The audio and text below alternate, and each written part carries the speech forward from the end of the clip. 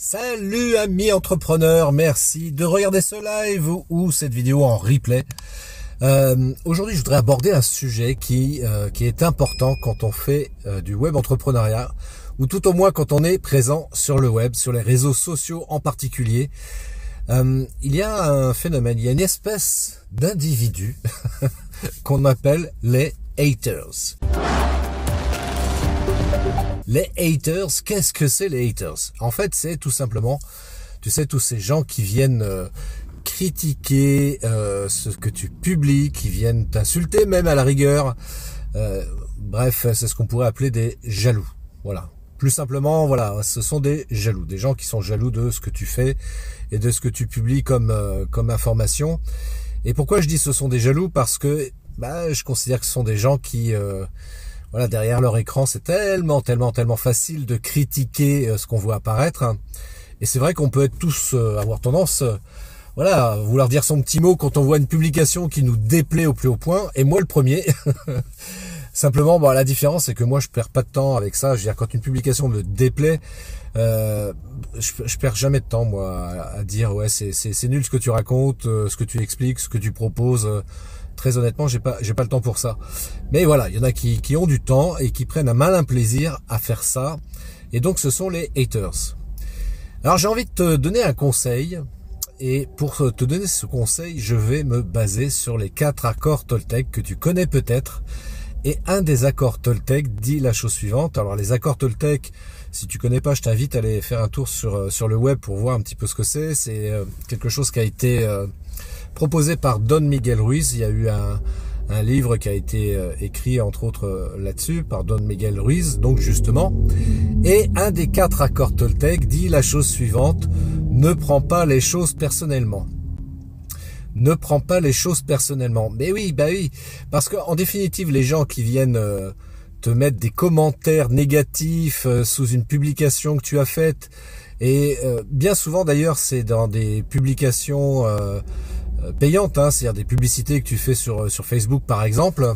Donc là forcément ta publication elle apparaît auprès de personnes qui ne te connaissent absolument pas.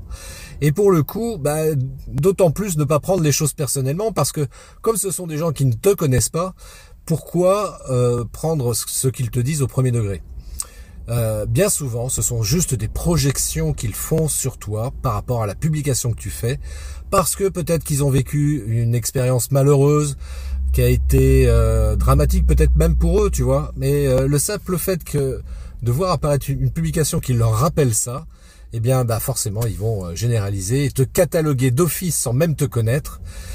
Et encore une fois, ne prends pas les choses personnellement, tu vois. Et puis même je te dirais qu'à la rigueur c'est valable, ce principe, cet accord Toltec, c'est même valable pour la vie en général. Parfois tu peux être en relation comme ça avec des gens, même ceux qui te connaissent d'ailleurs, et qui peuvent avoir des propos qui peuvent te déranger, qui peuvent te froisser et te blesser, pourquoi pas. Et ne prends pas les choses personnellement. C'est peut-être que tout simplement à ce moment-là, cette personne-là, elle a un problème, et ce que tu viens de lui dire ou de faire la ramène à une expérience passée qu'elle a mal vécue, qu'elle a toujours pas intégrée, digérée. Et en fait, c'est pas par rapport à toi qu'elle en a, c'est tout simplement parce que c'est cette expérience qu'elle a pas du tout réussi à intégrer. Donc voilà, moi si je peux te donner un conseil, donc pour revenir sur l'histoire des haters, voilà, ne prends pas les choses personnellement. Alors après tu vas me dire, ouais mais comment faire? Est-ce que je dois répondre ou pas aux commentaires négatifs, aux insultes qui peuvent être faites sous ma publication? Libre à toi de le faire, de faire ce que tu veux d'ailleurs. C'est vrai que en ce qui me concerne, moi aujourd'hui j'ai pris le parti de ne plus répondre à ces personnes-là.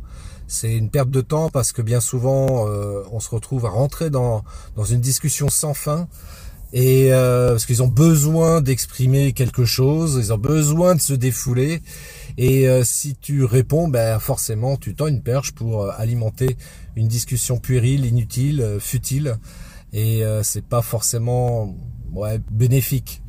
À quelques rares exceptions près, parce qu'effectivement il peut y avoir des gens qui finalement, au travers des propos que tu peux leur tenir, qui d'un coup réfléchissent de leur incohérence, tu vois, de leur bêtise même tout simplement. Mais bon, ça arrive tellement peu fréquemment Ouais, moi j'ai pris le parti de plus répondre à ces gens-là, d'autant plus quand ce sont des gens que je ne connais ni d'Ève ni d'Adam, qui se permettent comme ça de critiquer gratuitement, éventuellement, certaines de mes publications. Bon, en même temps, je te dirais que le fait qu'ils commentent, que ce soit positif ou négatif, je vais te dire un secret, je vais te dire un secret, ça, les commentaires, ça fait vachement plaisir à l'algorithme de Facebook. Donc d'un côté, moi, ces gens-là, toi, je les remercie parce que je me dis le fait qu'ils mettent un commentaire, eh bien, ça va booster la visibilité de ma publication et rien que pour ça, merci à eux. Même si je devais peut-être même les remercier pour d'autres raisons, mais ne serait-ce que par rapport à l'algorithme de Facebook, merci beaucoup. Donc, laissez-moi un commentaire positif ou négatif, même si évidemment j'ai une préférence pour les commentaires positifs, parce que c'est comme ça qu'on peut avoir une relation qui soit constructive. Et laisse-moi un commentaire donc juste en dessous de cette vidéo-là, ça me fera plaisir. Et puis si tu veux entrer en contact avec moi, tu vas sur mon site web christophetrain.fr et on peut échanger également par ce biais-là. Je te souhaite une magnifique journée. Je te dis à très bientôt pour un prochain Snack Live. Ciao.